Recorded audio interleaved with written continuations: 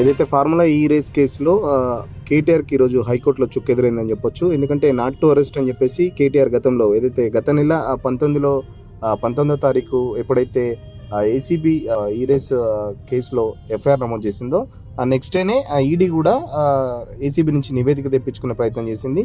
So at a time అంటే ACB to ED దాడి చేస్తుందని బీఆర్ఎస్ మొదటి నుంచి చెప్తుంది.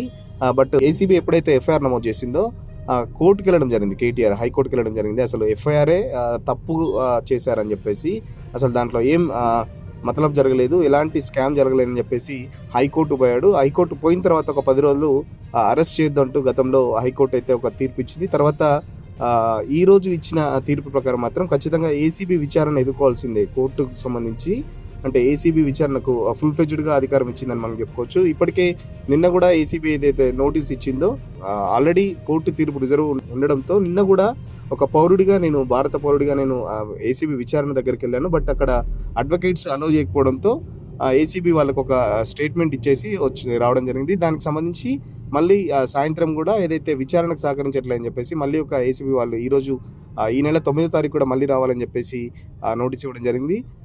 ఈరోజు కూడా ఏదైతే హైకోర్టు తీర్పు రిజర్వ్ ఉందని చెప్పేసి నిన్ననే ఈడీకి సంబంధించి కూడా ఈరోజు యాక్చువల్గా కేటీఆర్ ఈడీకి సంబంధించి కూడా విచారణకు వెళ్లాల్సి ఉండే. బట్ ఆల్రెడీ హైకోర్టులో తీర్పు ఉందని చెప్పేసి నిన్ననే ఈడీ సమయం కోరడం జరిగింది. సో ఈడీ కూడా దానికి సంబంధించి ఆల్రెడీ తీర్పు రిజర్వ్లో ఉంది కాబట్టి కేటీఆర్ కూడా ఈడీ కొంచెం నిన్న సమయం అయితే ఇచ్చింది. బట్ ఈరోజు తీర్పు ప్రకారం అయితే ఖచ్చితంగా కేటీఆర్కు చుక్కెదురైందని చెప్పుకోవచ్చు. ఎందుకంటే మొదటి నుంచి చట్టం మీద మాకు నమ్మకం ఉంది. పోలీసులు ఏకపక్షంగా వ్యవహరిస్తున్నారు, బట్ న్యాయస్థానం మీద చట్టాల మీద మాకు నమ్మకం ఉంది. ఖచ్చితంగా నాకు అనుకూలంగా తీర్పు వస్తుందని ఆశాభావం వ్యక్తం చేసిన అటు కేటీఆర్ కానీ ఇటు బీఆర్ఎస్ నేతలకు ఈరోజు అయితే హైకోర్టు తీర్పు చాలా పెద్ద ప్రమాదం అని చెప్పుకోవచ్చు. ఎందుకంటే కేటీఆర్ని ఎప్పుడైనా అరెస్ట్ చేసే అవకాశం ఉంది. ఎందుకంటే ఒక పక్కన ఇటు కేటీఆర్ అరెస్ట్ చేసి ఇప్పటికి మొన్నటిదాకా ఏంటంటే నాట్ టు అరెస్ట్ ఉండడంతో హైకోర్టు గడువు ఉండడంతో ఏసీబీ పోలీసులు కూడా కేవలం విచారణకు మాత్రమే పిలిచారు నిన్న. బట్ ఇప్పుడు అరెస్ట్ చేసే అవకాశం ఏసీబీకి ఫుల్ ఫ్లెడ్జ్డ్‌గా కోర్టు తీర్పు ద్వారా వచ్చిందని చెప్పొచ్చు. ఇప్పుడైనా అరెస్ట్ చేసే అవకాశం ఏసీబీకి ఇప్పుడు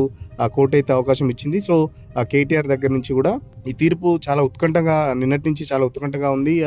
ఏదైతే టీఆర్ఎస్ శ్రేణులు మాత్రం తమకు అనుకూలంగా తీర్పు వస్తుందని చెప్పేసి చాలా ఆశాభావం వ్యక్తం చేసినప్పటికీ తీర్పుకు సంబంధించి వ్యతిరేకంగా రావడంతో ఇప్పుడు కేటీఆర్ ఇంటికి కూడా మాజీ మంత్రులు హరీష్ రావు కానీ పెద్ద ఎత్తున పార్టీ శ్రేణులందరూ చేరుకుంటున్నారు.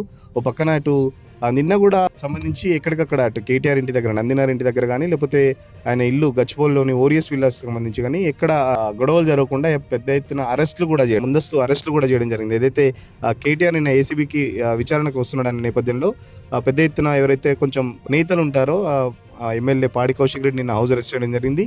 ఈరోజు కూడా ఎప్పుడు అరెస్ట్ చేస్తారని చెప్పేసి కూడా టీఆర్ఎస్ నేతలు ఇంత ఆందోళనకు ఉన్నారు.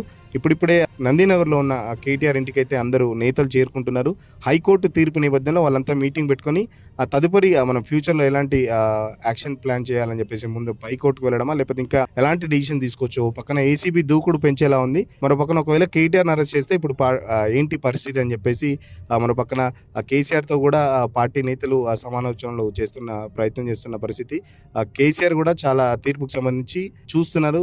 తీర్పు కేటీఆర్కు వ్యతిరేకంగా రావడంతో ఇప్పుడు కేసీఆర్ ఆలోచనలు కూడా ఎలా ఉంటాయనేది ఇప్పుడు కూడా కనీసం ఇప్పుడైనా కేసీఆర్ బయటికి వస్తాడని చెప్పేసి. ఎందుకంటే కేసీఆర్ దాదాపు సంవత్సర కాలం నుంచి బయటికి రాలేదు. మొన్న ఒక అసెంబ్లీ సెషన్కి వచ్చి ఇట్లా వెళ్ళిపోయాడు. సో ఇప్పుడు కేటీఆర్ అరెస్ట్ తర్వాత అయినా కేసీఆర్ బయటకు వస్తాడా? ఎందుకంటే ఒక రకంగా కేటీఆర్ని అరెస్ట్ చేస్తే మాత్రం పార్టీ నేతల్లో చాలా వరకు ఆందోళనకు గురయ్యే అవకాశం ఉంది. ఎందుకంటే ఒక పక్కన కాంగ్రెస్ ప్రభుత్వం వచ్చినప్పటి నుంచి ఖచ్చితంగా ప్రతి కేసు కానీ అంటే ఇటు ఫోన్ ట్యాపింగ్ కానీ లేకపోతే కాళేశ్వరం కేసు కానీ ఇప్పుడు ఈ రేస్ కేసు కానీ ఖచ్చితంగా కేసీఆర్ కుటుంబాన్ని అరెస్ట్ చేస్తామని చెప్పేసి ప్రతి సభలో రేవంత్ రెడ్డి చెప్పడం, దానికి సంబంధించి ఇట్లా ఏసీబీకి సంబంధించి ఇలా అడుగులు పడడం, ఈరోజు కోర్టు తీర్పు నేపథ్యంలో కూడా ఖచ్చితంగా బీఆర్ఎస్ వాళ్ళని కావాలని రేవంత్ రెడ్డి టార్గెట్ చేస్తున్నాడని చెప్పేసి నిన్న కవిత కూడా ఆదిలాబాద్ జిల్లాలో రేవంత్ రెడ్డి ఏదైతే ప్రజాపాలన కాదు ఇది రివెంజ్ పాలన అని చెప్పేసి మా కుటుంబంపై పగబట్టాడని చెప్పేసి నిన్న కవిత కూడా కొన్ని సంచలన వ్యాఖ్యలు చేశారు.